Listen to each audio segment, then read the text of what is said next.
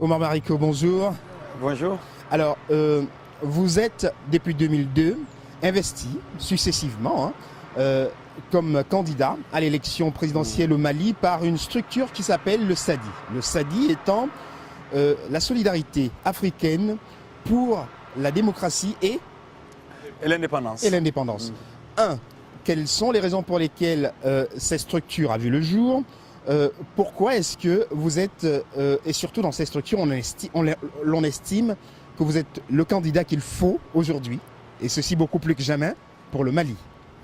Je vous remercie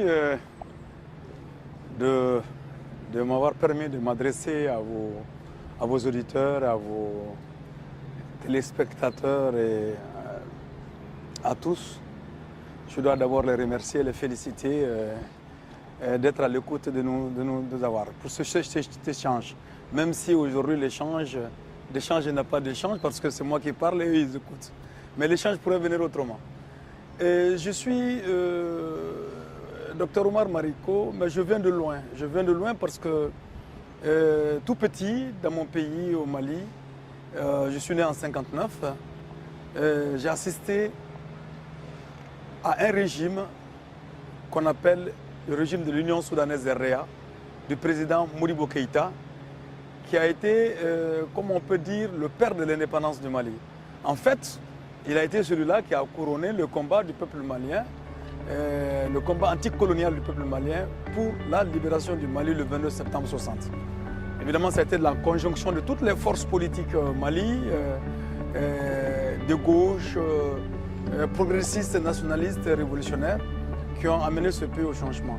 Donc tout petit, déjà quand j'avais l'âge de 9 ans, un coup d'État a eu lieu pour renverser ce régime-là. Et ceux qui ont fait le coup d'État, manifestement, à 9 ans, on ne peut pas bien appréhender les problèmes, mais on les voit. Et l'âge aidant, on peut arriver à l'interprétation des sentiments que nous avons eus, qu'on a eus pendant cette période-là de l'enfance. Alors donc, je me suis rendu compte, franchement, que Modibo Keïta était sur la bonne voie.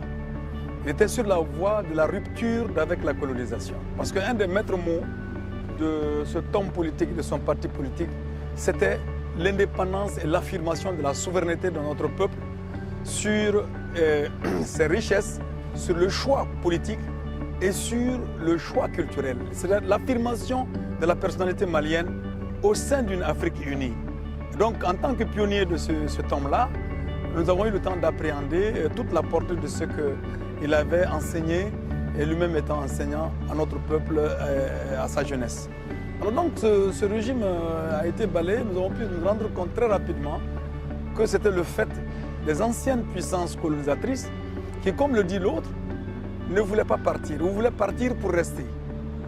Alors, les Modibo voulaient rompre d'avec, dans un sens d'unité africaine, et de collaboration d'homme libre à homme libre avec la puissance coloniale et même avec d'autres pays. Mais la puissance coloniale qui voyait ses avantages et ses perdus n'entendait pas de cette oreille-là et a continué à développer sa mentalité d'être supérieur. En gros, pour rendre des sujets, ce n'était pas démarqué de sa mentalité arriérée, rétrograde, à ne voir aux nègres, aux Africains, que des hommes, que des sous-hommes. Voilà, donc et nous avons eu le cœur très très gros et nous sommes battus jusqu'à l'âge d'aller au lycée, dans les écoles supérieures et nous avons pu voir dramatiquement les conséquences de la remise en question de l'option de Modibo Keïta, c'est-à-dire l'option socialiste, mais aussi l'émancipation des peuples maliens et africains. On a pu se rendre compte de cela de façon dramatique quand nous avons vu le régime qui a été à l'origine de sa chute à l'œuvre et de manière maintenant beaucoup plus consciente. J'ai donc embrassé des groupes de jeunes plus âgés que moi dans des organisations politiques. Mais j'ai fait mes armes dans le mouvement étudiant à l'âge de 16-17 ans déjà. Donc dans le mouvement étudiant, nous nous sommes battus contre les conséquences de l'application du programme d'ajustement structurel dans notre pays.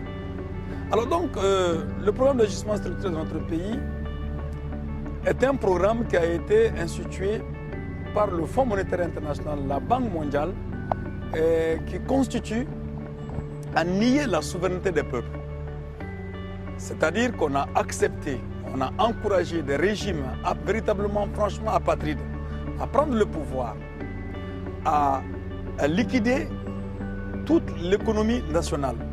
Par exemple, pour le cas express du Mali, le régime de Modibo Keïta avait organisé l'économie de telle manière qu'il y avait le développement des moyens de production pour échapper à la traite négrière qu'on a vue, à la traite coloniale. Plus spécialement, voilà un régime qui en 8 ans d'existence ou même en 7 ans d'existence a réussi par exemple à doter le Mali d'une flotte aérienne forte à l'époque donc de 18 avions qui avaient donc des mécaniciens, des pilotes qui étaient formés en Union soviétique et qui n'avaient pas des bac plus 4, bac plus 6, mais qui étaient des mécaniciens et des pilotes qui conduisaient, qui géraient la flotte aérienne du Mali. Voilà un régime en 6-7 ans qui avait mis sur place au Mali 44 sociétés et entreprises privées et publiques, 44 entreprises industrielles qui permettaient au Mali d'avoir accès au ciment fabriqué au Mali, d'avoir accès à des électrophones, à des radios fabriquées en République du Mali et d'avoir accès à des unités industrielles de transformation des produits locaux. Alors donc, tout cela a été progressivement cassé par ceux qui sont venus au pouvoir pour laisser la place à une économie complètement qu'il fallait retourner vers l'extérieur. D'accord, pour ce qui est par exemple de la flotte malienne oui. qui a vu le jour sous le règne de Modibo Keïta, quel en est l'état aujourd'hui? Mais justement, il n'y en a plus.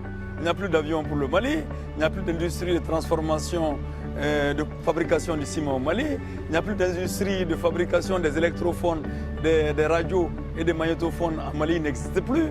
Il n'existe plus d'usines de transformation de produits locaux appartenant au Mali, ça n'existe plus. En fait, toutes ces structures-là ont été cassées et en cassant cela, le régime en place est allé jusque maintenant à ouvrir la porte de notre pays, de notre économie à l'endettement.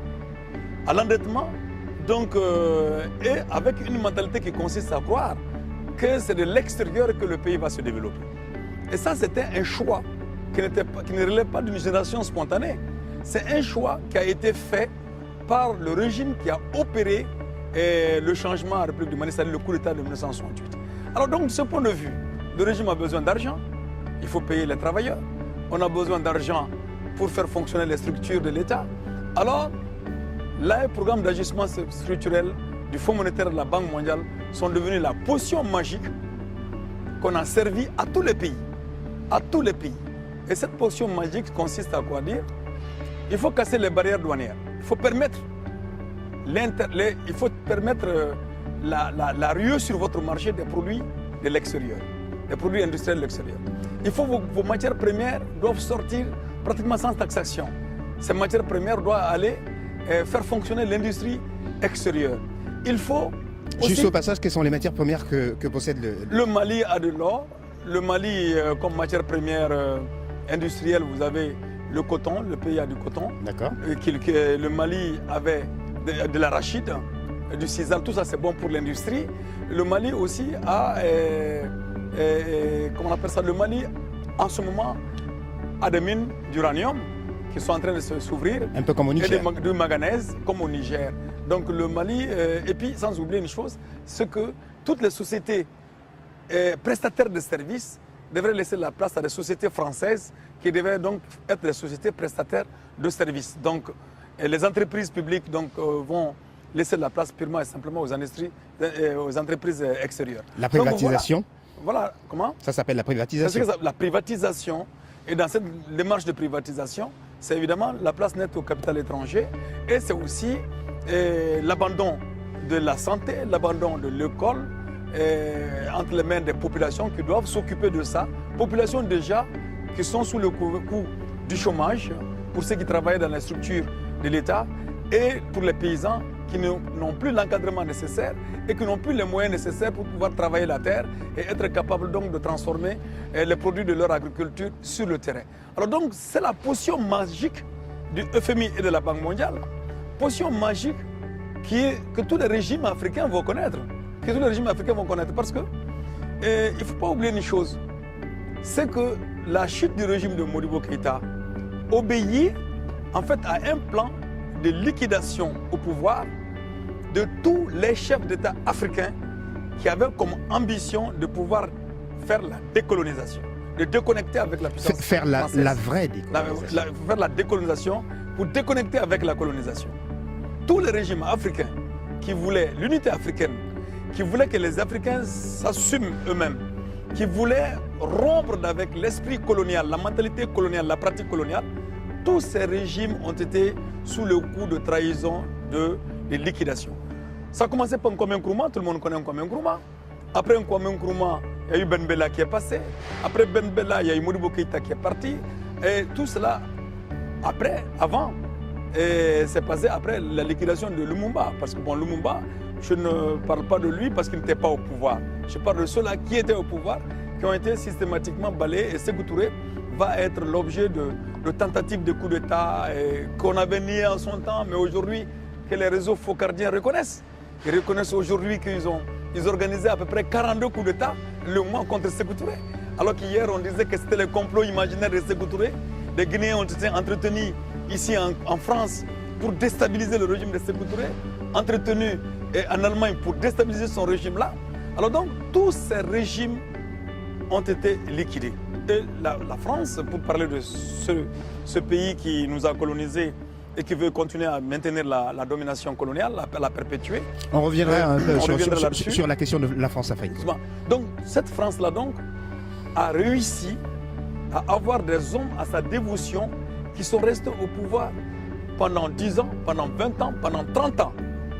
Alors donc, comme les peuples africains, ça bouge, et les peuples africains ne s'entendent pas continuer dans cette situation de misère et d'humiliation permanente, il y a eu toutes les révoltes qui ont été faites ont été noyées dans le sang. Toutes les révoltes.